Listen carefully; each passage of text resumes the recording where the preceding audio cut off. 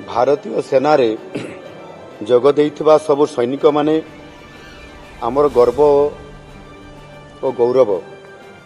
आमर अग्निवीर माने मध्य सेना बाहिनी रे दक्ष प्रशिक्षण पाई विभिन्न सुरक्षा क्षेत्र रे गुरुत्वपूर्ण भूमिका ग्रहण करिवार योग्यता हासिल करिसंती। अग्निवीर योजना माननीय प्रधानमंत्री एक जुगांतकारी योजना।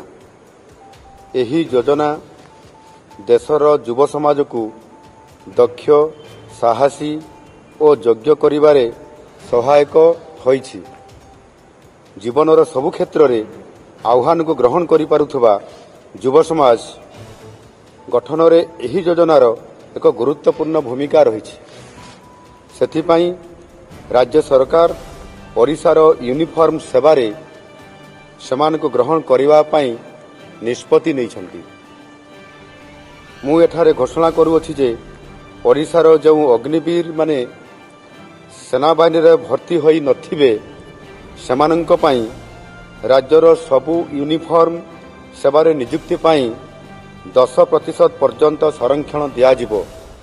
सेमानंक पाई बयस सीमा मध्य 5 वर्ष कोहल कराजिबो। परंतु ये प्रति वर्ष नीति आयोग सबु राज्यर मुख्यमंत्री एवं उपमुख्यमंत्री मानकु डाकी थांती एवं सेथिपाई राज्यर किभଳି भाबरे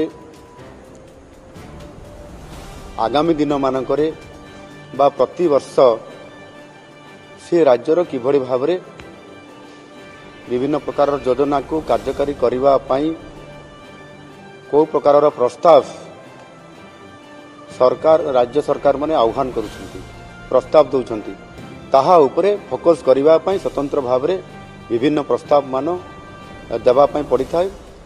आ सेथि पाई आम नुआ सरकार आसिला परे आज मते सुजोग मिलछि नीति आयोग बैठक रे जोग देवा पाई।